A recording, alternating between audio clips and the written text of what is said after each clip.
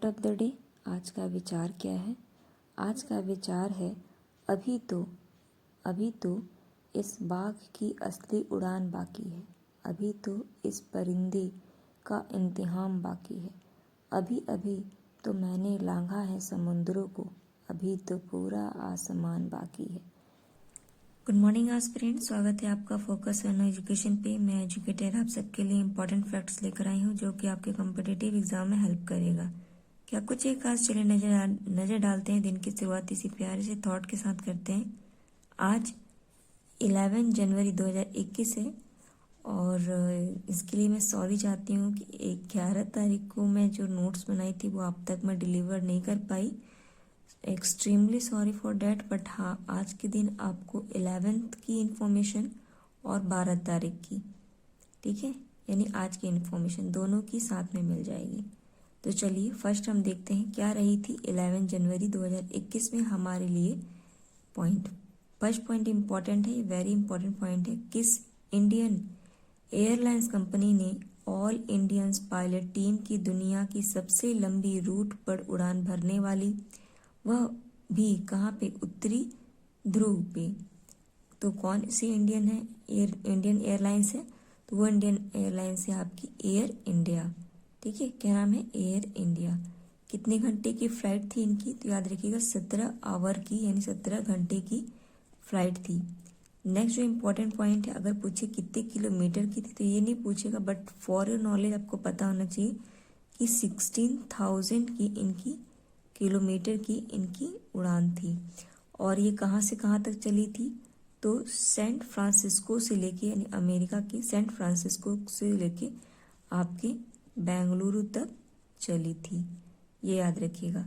Next जो है, इसमें जितनी भी पायलट्स, जो भी मतलब पायलट्स या को वर्कर्स थी, वो सारी कौन सी थी? फीमेल थी। ये भी पॉइंट इंपॉर्टेंट है, ये फीमेल के द्वारा एक जहाज थी, ठीक है, जो आर्कटिक सर्कल से पूरा होते हुए आई थी। मतलब हमारे सातों जो द्वीप हैं, सॉरी सातों जो हमारे 5 ओशंस हैं उनको कवर करते हुए आई थी, ठीक है। और अभी इस तरह की एयर इंडिया की पायलट है जिसमें कि पूरी की पूरी जो है वो फीमेल्स हैं और ये दुनिया की सबसे लंबी रूट वाली उड़ान रही। और इसकी कैप्टन कौन थी? तो याद रखिएगा जोया अग्रवाल इसकी कैप्टन थी। ये नाम हो सकता है आपके एग्जाम में पूछ ले कि कौन थी इसकी जो मतलब कैप्टन जोया अग्रवाल, ठीक है। अगर नॉर्थ पोल को कवर कर आ रही है, यानी अंटार्कटिक ओशन को ये कवर करते हुए आ रही है। अगर फर्स्ट जैसे बात करते हैं तो पहली पायलट रेफरी कौन थी? पायलट रेफरी याद रखिएगा, पायलट रेफर कौन थी? फर्स्ट पायलट रफाल को उड़ाने वाली कौन है? वो है शिवानी सिंह। ये कहाँ से बिलोंग करती है? वाराणसी से बिलोंग करती है। चलिए नेक्स्ट पॉइंट को देखें। कोंकणी अकादमी की स्थापना कहाँ पर की जा रही है? तो कोंकणी अकादमी की स्थापना ये कहाँ पे की जा रही है? ये नई दिल्ली में की जा रही है। और अगर आपसे पूछे, अभी नई दिल्ली में ही देखा था आपने कि एक और स्कीम को लॉन्च किया गया, वो कौन सी स्कीम थी? वो थी आपकी तमिल एकेडमी भी बनाई जा रही है। कोंकणी कहाँ की लैंग्वेज है? कोंकणी आपकी गोवा की लैंग्वेज है, ठीक है, याद रखिएगा। कोंकणी भाषा को इंडो आयरन फैमिली की भाषा कहते हैं। और अगर हम गोवा की बात करें तो गोवा को एक राज्य का दर्जा कब मिला? तो याद रखिएगा 30 मई 87 में मिला था। कब? 87 में। और इसको लिबरेशन कब मिला था पुर्तगाल से? क्योंकि पुर्तगाल इस पे शासन कर रहा था, तो 19 दिसंबर 1961 में इसको लिबरेशन मिला था, ठीक है। और अगर आपसे पूछे कि जो नई दिल्ली है उसका रूल मतलब जो उसकी रेगुलेटरी बॉडी है, किस तरीके से ये एडमिनिस्ट्रेशन काम करता है, ये किस आर्टिकल में है? तो ये आर्टिकल नंबर याद रखिएगा 239AA। 239AA, ये इम्पोर्टेंट है। बाकी तो न्यूज़ आप जानते हो कि दिल्ली में पहला प्लाज्मा बैंक खोला गया था, ठीक है। और आपकी रेड लाइट ऑन तो गाड़ी ऑफ नाम की स्कीम चलाई गई थी। ग्रीन एप्लीकेशन यहीं पे चलाया गया है ना। दिल्ली को डेवलप करने के लिए, और साथ ही साथ और भी बहुत सारे प्रोग्राम थे ना, मैंने बताया था एनसीआर कब बना है, इसको कैपिटल कब बनाएगी, मैंने दिल्ली को एज ए यूटी डील किया हुआ है। आप प्लीज़ जाके इस वीडियो को जरूर देख लीजिए। नेक्स्ट जो इम्पोर्टेंट पॉइंट है ये, विश्व हिंदी दिवस कब मनाया जाता है, इम्पोर्टेंट है। विश्व हिंदी दिवस यानी वर्ल्ड हिंदी डे कब मनाते हैं, तो 10 जनवरी को हम मनाते हैं। पहली बार कब मनाए थे, 1975 को हम फर्स्ट टाइम मनाए थे। अगर आप पूछा जाए हिंदी में, यूएन जो हमारी यूनाइटेड नेशन जो बॉडी है, उसमें पहली बार किसी व्यक्ति ने हिंदी में भाषण दिया था, वो कौन थे, वो आपके थे अटल बिहारी वाजपेयी जी, याद रखिएगा। अगर पूछा जाए नेशनल हिंदी डे कब मनाते हैं, यानी राष्ट्रीय हिंदी दिवस, तो 14 सितंबर को मनाया जाता है। एक सप्ताह का वीक चलता है ये। अगर पूछा जाए ऑफिशियली लैंग्वेज क्या है, तो देवनागरी लिपि, याद रखिएगा। कौन से आर्टिकल 343 के है, यानी 343 के अंदर ये है। और किस आर्टिकल में हिंदी एज ए लैंग्वेज को प्रमोट करने की बात कही है, 351 आर्टिकल में इसको कहा गया है। चलिए कुछ इम्पोर्टेंट डे और देख लें क्या है। नेक्स्ट जो इम्पोर्टेंट डे है वो है 11 जनवरी को, क्या मनाते हैं, रोड सेफ्टी डे के रूप में हम मनाते हैं। नेक्स्ट जो पॉइंट है, गिद्धों की जनगणना किस राज्य में की जा रही है, तो अभी गिद्धों के लिए एक सेंसस लगाया गया है, वो कहाँ पे, वेस्ट बंगाल में। अगर उसी तरह क्रोकोडाइल यानी घड़ियाल का देखा जाएगा तो उड़ीसा में किया जा रहा है जनगणना, ठीक है। और जो गिद्ध होते हैं उन्हें हम एशिया किंग्स वल्चर के नाम से जानते हैं। भारत में कितने तरह की प्रजाति पाई जाती है, तो 9 प्रकार की प्रजाति भारत में पाई जाती है, ठीक है। और भारत गवर्नमेंट के द्वारा 5 जो है वो कंजर्वेशन सेंटर लगाए जा रहे हैं। वो कब से कब तक चलेंगे, तो ये 2020 से लेकर 2025 तक चलाए जाएंगे। कहाँ पे है, तो आपको याद होना चाहिए, यूपी में मैं अक्सर बताती हूँ, त्रिपुरा में भी इस तरह का कंजर्वेशन सेंटर लगाया जा रहा है, महाराष्ट्र, कर्नाटक और तमिलनाडु में इस तरह के कंजर्वेशन सेंटर लगाए जा रहे हैं गिद्धों के लिए, ठीक है। चलिए नेक्स्ट इम्पोर्टेंट पॉइंट क्या है, ये है खिलौना क्लस्टर यानी टॉय क्लस्टर कहाँ पे है, कोपल में। किस राज्य में बनाया जा रहा है, तो खिलौना क्लस्टर जो कोपल है वो किस राज्य में है, तो आपके कर्नाटक में। कर्नाटक में कहाँ, तो भानपुर एक जगह पे है, मतलब भानपुर जगह का नाम है, तो सॉरी तो ये आपका कर्नाटक में है, ठीक है। अगर आपसे पूछे कि टॉय म्यूजियम कहाँ पे है, तो आपको पता होना चाहिए ये कहाँ पे बनाया जा रहा है, गुजरात में टॉय का म्यूजियम बनाया जा रहा है। टॉय स्टैम्प अभी लॉन्च किया था, कहाँ पे, महाराष्ट्र में ऐसा किया गया था कि टॉय स्टैम्प को लॉन्च किया गया। अगर आंध्र प्रदेश को देखें, कर्नाटक को मतलब देखें, जिसकी कैपिटल क्या है बताइए, तो कर्नाटक की कैपिटल क्या है, तब तक हम अदर चीज़ों को देख लें। जैसे यहाँ पे राइस एटीएम पहली बार यहीं पे कर्नाटक में ही आया। हेल्थ रजिस्ट्रेशन करने वाला राज्य कौन है, कर्नाटक ही है।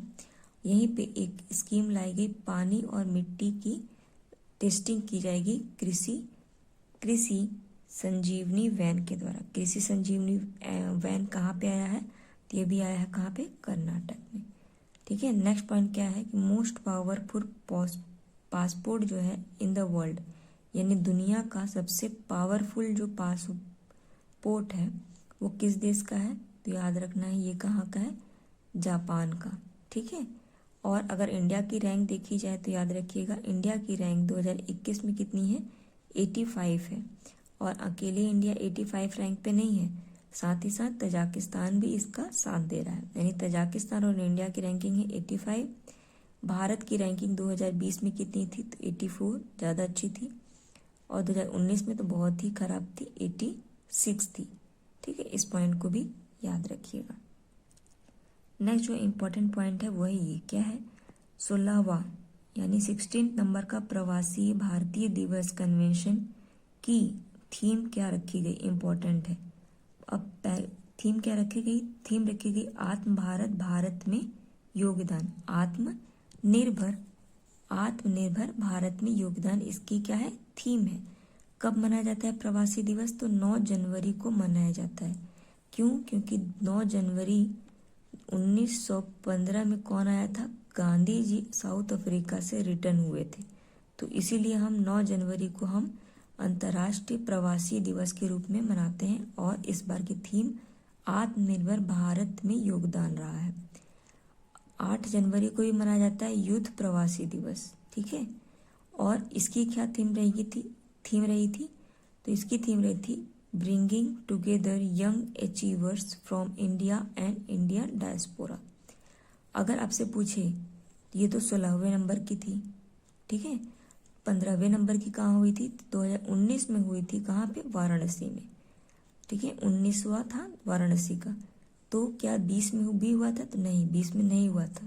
कोविड की वजह से नहीं, क्योंकि हर 2 साल में, अब 2019 में हुआ था तो 20 में तो होगा नहीं। तो अब कब होगा? 21 में, यानी अब हुआ है।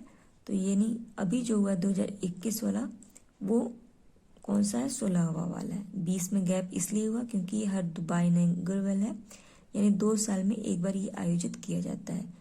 तो 15 वाला वाराणसी में हुआ था 2019 में। अभी 16वां वाला जो है वो वर्चुअली हुआ 21 में। इसका कोई प्लेस स्थान नहीं है। पहला कहाँ हुआ था? तो ये 2003 में हुआ था दिल्ली में। पहले ये 1 साल का था, लेकिन धीरे धीरे ये 2 साल का हो गया। उसके बाद अगर इसकी स्पीच मतलब इसका उद्घाटन किसने किया? तो पीएम नरेंद्र मोदी जी के द्वारा जो स्पीच दी गई और इससे इसका उद्घाटन किया गया। और एंडिंग कौन हुआ? तो इसका एंडिंग का संबोधन किया था हमारे प्रेसिडेंट। कौन है प्रेसिडेंट? ये तो पता ही होगा कौन है प्रेसिडेंट, ये भी बताना पड़ेगा। कौन है बताइए जरा तो। और यहाँ पे एक पीएम आए कहाँ के? सूरीमन के पीएम आए हैं एज ए चीफ गेस्ट के रूप में। उनका नाम क्या है? चंद्रिका प्रसाद, याद रखिएगा। और यही चंद्रिका प्रकाश जो है वो अभी यूएन के जो बोरिस जॉनसन आने वाले थे हमारे रिपब्लिक डे पे, है ना। अब कौन आ रहे हैं? ये सूरीनेम के आ रहे हैं, चंद्रिका प्रसाद जी। जरा इसको हम मैप में देख लिए कहाँ पर है। चलिए वर्ल्ड मैप में हम सूरीमन को देखते हैं। सूरीमन कहाँ पर है? तो ये वर्ल्ड मैप का आपके सामने है। और वर्ल्ड मैप में जब आप अफ्रीका को देख रहे हो, अमेरिका को, तो अमेरिका के जब नॉर्दर्न पार्ट में जाओगे, यानी साउथ अमेरिका में, तो साउथ अमेरिका के रेड पॉइंट से देखिए ये है सूरीमन। और अगर आपसे पूछे कि सूरीमन जो कंट्री है उसकी कैपिटल क्या है, ठीक है, तो इम्पॉर्टेंट है, तो याद रखिएगा पारामारिबो इसकी कैपिटल है। और इसकी बाउंड्री शेयर होती है अंटार्कटिका ओशन से और आपकी कैरेबियन सी से। इम्पोर्टेंट। चलिए नेक्स्ट पॉइंट को देखिए कि ब्रिटेन ने कोप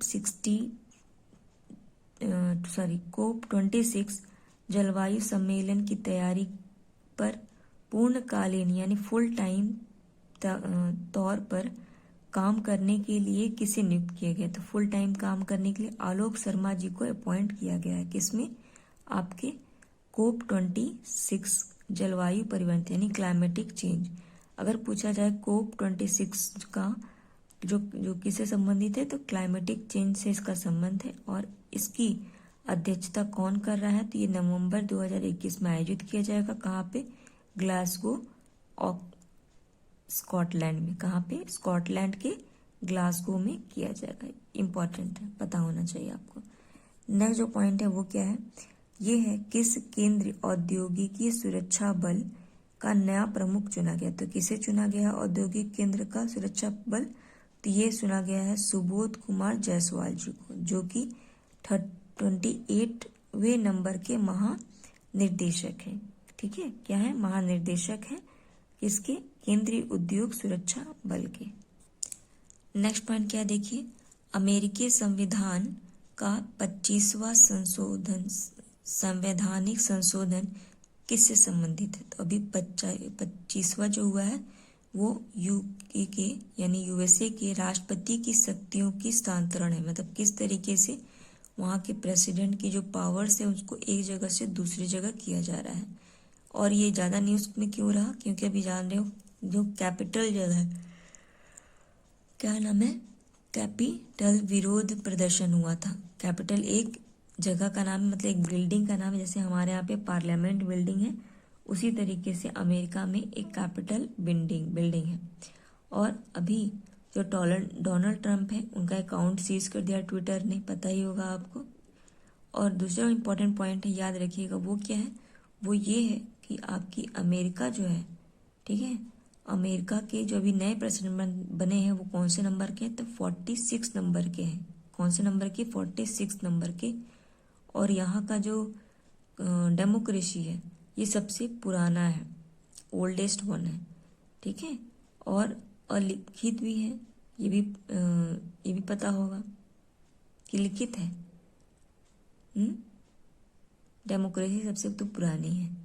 लिखित है कि अलिखित है, ये जो मुझे कमेंट सेक्शन में बताइएगा आप मुझे, ठीक है। ये संविधान का इसके यहाँ पे कैसा है, लिखित है कि अलिखित है। नेक्स्ट जो पॉइंट है यहाँ पे कमला हैरिस जो है और बिडो अंकल जी, तो ये दोनों लोग जो times person of the year में छपे थे, मतलब इनको अवार्ड मिला, मतलब इनको सम्मान किया गया था टाइम्स मैगजीन के द्वारा। ये पॉइंट था अमेरिका से। चलिए नेक्स्ट पॉइंट को देखें, वो क्या है, ये भी अमेरिका से ही है। क्या है, भारतीय मूल के डॉक्टर राज अय्यर ने किस देश के सेना के प्रमुख सूचना अधिकारी के रूप में पदभार संभाला है, तो कौन, कहाँ के हैं ये, अमेरिका के लिए ऐसा किया गया है। नेक्स्ट जो इम्पोर्टेंट पॉइंट है, एक उपन्यास है, क्या नाम है इसका, राइट अंडर योर नोज नामक उपन्यास किसके द्वारा लिखी गई है, तो यह लिखी गई है आपकी आर गिरिधरन ने लिखी है book under right under your nose. Next जो इम्पोर्टेंट पॉइंट है ये है कि इंटरनेट शटडाउन से दुनिया में सबसे अधिक नुकसान किस देश का हुआ है, तो ऑफकोर्स जब से ज़्यादा जनसंख्या किसकी है, हमारे भारत की है। तो इंटरनेट जब शटडाउन हुआ तो इससे सबसे ज़्यादा नुकसान जो हुआ है वो भारत का ही है। ये थे कुछ इंपॉर्टेंट पॉइंट। आई होप आपको वीडियो पसंद आया होगा। अभी हम तुरंत ही 12 जनवरी 2021 का भी पॉइंट डिस्कस कर ले रहे हैं इसी वीडियो में। गुड मॉर्निंग एस्पिरेंट, स्वागत है आपका फोकस ऑन एजुकेशन में। चलिए हम बिना डिले किए इस पॉइंट को कवर अप करें, नहीं तो वीडियो बहुत लंबा हो जाएगा। तो आज है 12 जनवरी 2021। फर्स्ट पॉइंट क्या है, किस राज्य के मुख्यमंत्री ने कृषि संजीवनी वाहन को हरी झंडी दी, तो कहाँ पे कृषि संजीवनी वाहन लाया गया है, तो वो क्या गया है, कर्नाटक में। कर्नाटक गवर्नमेंट ने ऐसा किया है कि अब फार्मर्स को कहीं लैब ढूंढने की जरूरत नहीं है, आप कॉल कीजिए, आपके घर पे ही लैब, मतलब एक वैन आ जाएगी और आपकी मिट्टी की जानकारी आपको दे देगी। इम्पॉर्टेंट है। नेक्स्ट जो इम्पोर्टेंट पॉइंट है वो ये क्या है, ग्रैंड रेनेसा बांध किस महाद्वीप में है, महाद्वीप बोला है मैंने, ठीक है, तो वो कहाँ पे, अफ्रीका द्वीप में है। और ये किस नदी पे बनाया जा रहा है, तो याद रखिएगा ये नील नदी जो ब्लू रिवर है उससे बनाया जा रहा है। ब्लू रिवर किस दो नदी से मिलती है, तो वाइट नील नदी और ब्लू नील नदी और वाइट नील नदी को मिलाकर ही ब्लू नील नदी बनती है। और ये बन किस पे रहा है, तो ये ब्लू नील रिवर के ऊपर ये बनाया जा रहा है, क्या, ग्रेट रेनेसा डैम। और ये बना कौन रहा है, तो ये इथोपिया जो कंट्री है वो बना रही है, लेकिन इससे प्रॉब्लम इसको सूडान और मिस्र को हो रही है, इसलिए नाम याद रखिएगा। सीधे सीधे पूछेगा ग्रैंड रेनेसा बांध जो है वो किस नदी पे, तो ब्लू नदी पे। कौन सी कंट्री बना रही है, तो इथोपिया कंट्री बना रही है, ठीक है। चलिए नेक्स्ट पॉइंट देखिए, ये क्या है, चौथा या फिर कहिए आपका रिजर्व अंपायर के रूप में पुरुषों की टेस्ट मैच क्रिकेट में पदार्पण यानी अंपायर करने वाली पहली फीमेल कौन है, ये कौन है, ये है आपकी क्लेयर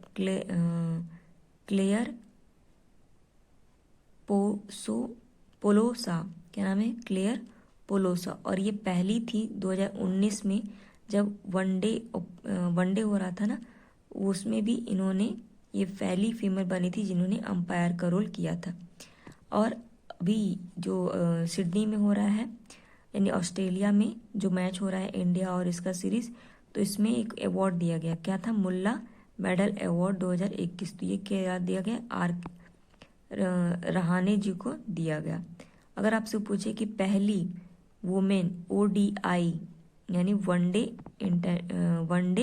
टेस्ट मैच रेफरी का अवार्ड किससे मिला, ये तो अंपायर थी।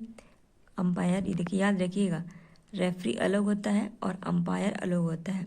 तो अगर वनडे ओडीआई का अगर अंपायर पूछेगा तो ये तो क्लेरा, क्या नाम है, क्लेरा पोलोसाक थी, और यही आपकी अभी अंपायर बनी है चौथे नंबर, मतलब फोर्थ अंपायर बनी है, या रिजर्व, जिन्हें हम रिजर्व अंपायर भी कहते हैं, टेस्ट मैच की और वनडे की एक ही है, क्लेयर अंपायर, क्लेयर है बिल्कुल, ठीक है। अगर रेफरी पूछेगा तो जो आईसीसी के द्वारा जो किया गया था वो कौन थी, JS लक्ष्मी जी, रेफरी लक्ष्मी जी को, अंपायर क्लेयर जी को, ठीक है। अगर फर्स्ट कमांडर पूछा जाए, फर्स्ट कमांडर कौन थी, तो वो थी आपकी सलजा धामी, याद रखिएगा, सलजा धामी पहली क्या थी, कमांडर थी। अगर रफाल उड़ाने वाली पता ही होगा, शिवानी सिंह थी। कौन है, शिवानी सिंह है, जो कि उड़ाएंगी राफेल को। चलिए नेक्स्ट पॉइंट को देखिए, वो क्या है, ये है किस देश ने अपने देश में एक आपातकालीन की घोषणा की। तो ये कौन कर रहा है, जापान कर रहा है। क्यों, क्योंकि यहाँ के जो PM है सुगा जी ने, उन्होंने कहा है कि अगर ऐसा नहीं किए तो उनके यहाँ फिर से केस जो है कोविड-19 का दिख रहा है, इसीलिए किया गया, और ड्यू टू कोविड की वजह से ये ऐसा किया गया है कि वहाँ पे स्टेट इमरजेंसी लगाई गई है। जापान के अगर देखा जाए तो वो एक ऐसा आइलैंड है जो कि चारों तरफ, एक आइलैंड है यानी चारों तरफ इसके पानी है। इसके कितने 5 मुख्य जो है मेन आइलैंड्स है, होन्शु, क्योसु, शिकोयू और क्यूसु। तो याद रखिएगा ये नाम। और सबसे बड़ा कौन सा है, होन्शु सबसे बड़ा है, वहीं पे कैपिटल है आपको टोक्यो भी, ठीक है। चलिए नेक्स्ट पॉइंट को देखिए। नेक्स्ट पॉइंट क्या है कि UNSC यानी यूनाइटेड नेशन सिक्योरिटी काउंसिल के अंतर्राष्ट्रीय निरोध समिति की अध्यक्षता कौन करेगा 2022 में। तो ये कौन कर रहा है, भारत कर रहा है, इम्पोर्टेंट है।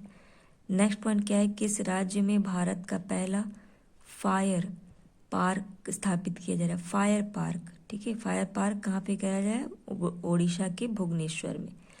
अब देखते हैं, ये तो पहला फायर पार्क है। टायर पार्क कहाँ है, तो पश्चिम बंगाल में। टेक्सटाइल कहाँ पे है, टेक्सटाइल पार्क यूपी के बरेली में। लेदर पार्क यूपी के कहाँ पे, लखनऊ में, ठीक है। और आपका लखनऊ में कि कानपुर में, जरा मैं कंफ्यूज हो रही हूँ, ठीक है। और अगर आपका फिल्म पार्क पूछेगा तो वो कहाँ पे लगाया जा रहा है, यूपी के नोएडा में। मॉस पार्क कहाँ है, उत्तराखंड। और जो ली है ना, वो भी कहाँ पर है, वो भी आपके उत्तराखंड में। तो ये भी पॉइंट याद रखिएगा, फर्स्ट वाला तो बहुत ही पूछा जाता है एग्जाम्स में। नेक्स्ट जो पॉइंट है वो क्या है, यह है भारत का अंधोधर वृद्धावस्था अध्ययन यानी longitudinal ageing study of India किस मंत्रालय द्वारा शुरू किया गया, ये किया जा रहा है हेल्थ मिनिस्ट्री द्वारा। इम्पोर्टेंट है, क्यों, क्योंकि इन्होंने कहा है कि 2050 तक जो इंडिया की पॉपुलेशन है ना वो ट्रिपल हो जाएगी। और एक और बात याद रखिएगा, इसमें सारे केंद्र शासित प्रदेश और राज्यों को जोड़ा गया, सिवाय किसी सिक्किम को नहीं इसमें इंक्लूड किया गया है। तो ये हो सकता है आपसे पूछे कि किस राज्य की जनगणना इसके अंदर नहीं लाई गई है, तो उसका क्या होगा उत्तर, सिक्किम। इसी को हम शॉर्ट में लासी के नाम से जानते हैं, LASI waves first, L longitudinal ageing study of India, wave first report आई है 2011 के अकॉर्डिंग। इन्होंने कहा है कि 2011 में कितने थे, तो ये 60+ की जो है वो 88% थी। अगर ऐसे देखा जाए मिलियन के तो 103 मिलियन थी, लेकिन अभी 2050 तक कितनी हो जाएगी, 2050 तक इसका डाटा बढ़ जाएगा, ठीक है। याद रखिएगा, इम्पोर्टेंट बन जाता है। नेक्स्ट जो है, अगर आपसे पूछे कि international older of the person day कब मनाते हैं, तो 1 अक्टूबर को हम इसको मनाते हैं, ये भी इम्पोर्टेंट हो जाता है। चलिए नेक्स्ट पॉइंट देखें, वो क्या है, ये है फूड प्राइस इंडेक्स किस संगठन द्वारा किया गया। तो फूड प्राइस इंडेक्स कौन करता है, तो FAO करता है, यानी फूड एंड एग्रीकल्चर ऑर्गेनाइजेशन। अगर इस फूड एंड एग्रीकल्चर ऑर्गेनाइजेशन का हेडक्वार्टर पूछेगा तो ये कहाँ पर है, आपको पता होना चाहिए। ये है आपके रोम में। कहाँ पे? रोम में भी कहाँ? तो इटली में। ठीक है, कहाँ पे? रोम के इटली में। अभी इसी के एक और ऑर्गेनाइजेशन है, उसका नाम क्या है? Food agriculture program. Food agriculture program को ही अभी नोबेल पीस प्राइज मिला है, इसको भी आपको पता होना चाहिए। नेक्स्ट जो पॉइंट है, किस राज्य के सरकारी स्कूलों के बच्चों के जैविक चौक बनाए। मतलब उन्होंने क्या किया? जैविक चौक बनाया। कहाँ के? तेलंगाना के। जैविक चौक समझ रहे हो? जैसे कि आपके चावल के आटे को ले लो, ठीक है, उसमें हल्दी या फिर अदर इस तरह की चीज़ें बना के डिफरेंट टाइप के चौक बना दो, तो वही है क्या? जैविक चौक।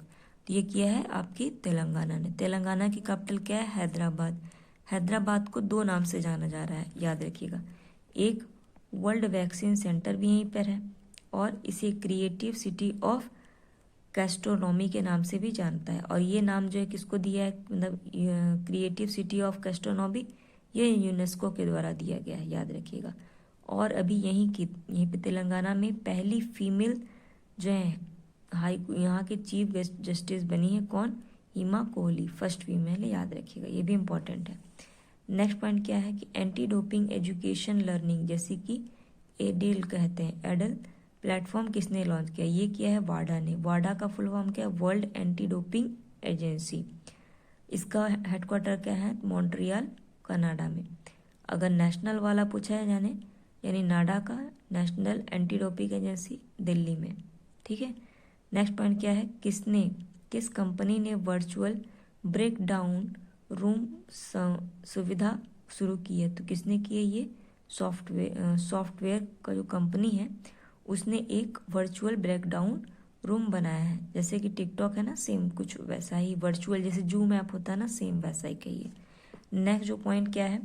2 दिवसीय वर्चुअल अंतर्राष्ट्रीय अखंड सम्मेलन एडुकॉन 2021 किसके द्वारा किया गया? तो ये किया गया कौन? हमारे एजुकेशन मिनिस्ट्री कौन है? ये किसके पास है? रमेश पोखरियाल निशंक जी के पास है, इंपॉर्टेंट है। नेक्स्ट जो पॉइंट है वो क्या है?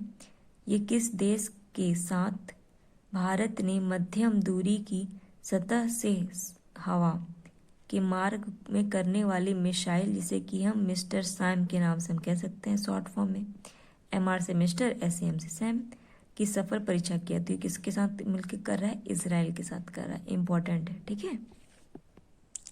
नेक्स्ट जो पॉइंट क्या है इंपॉर्टेंट, वो है PM केयर्स फंड कब लॉन्च किया गया? इंपॉर्टेंट है। PM केयर फंड कब लॉन्च किया गया था? तो ये किया गया था 28 मार्च 2020 में किया गया था। ये न्यूज़ में क्यों आ गया? क्योंकि अभी दिल्ली में क्या किया जा रहा है? 162 जो ऑक्सीजन प्लांट्स है ना, वो पब्लिक हेल्थ फैसिलिटी के लिए खोले जा रहे हैं। कितने? 162 ऑक्सीजन प्लांट। और ये इसका जो मतलब ये भी इस्टेब्लिशमेंट जो किया जा रहा है इतने प्लांट्स का, वो किसके माध्यम से किया जा रहा है? तो जो PM केयर फंड आया था ना, उसके माध्यम से इसमें दिया जा रहा है। कुछ 200+ करोड़ तक रुपया दिया जा रहा है, ऐसा फंड किया जा रहा है, इंपॉर्टेंट है। नेक्स्ट जो पॉइंट है क्या?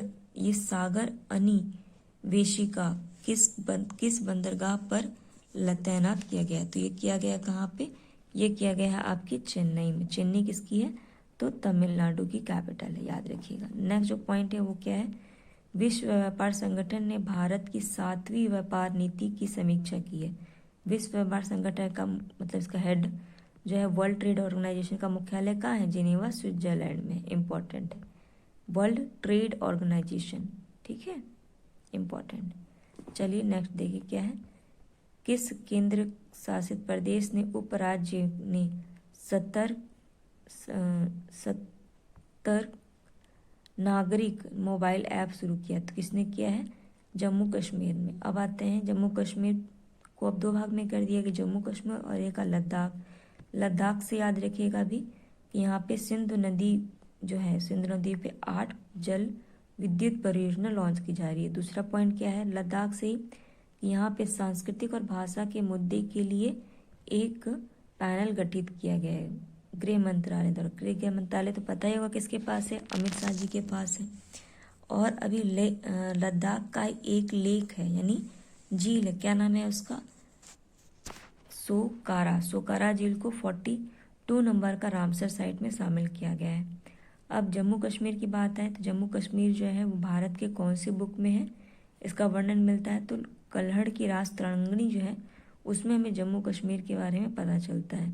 जम्मू कश्मीर की 5 भाषा है, ऑफिशियली भाषा कौन कौन सी है भाई, ध्यान में याद रखिए, हिंदी है, ठीक है, कश्मीरी, उर्दू, डोगरी और आपकी इंग्लिश। तो इतनी भाषा किसकी है, आपकी कहाँ की, जम्मू कश्मीर की। जम्मू कश्मीर की 2 कैपिटल, एक है समर कैपिटल, एक है विंटर, क्या, जम्मू और कश्मीर।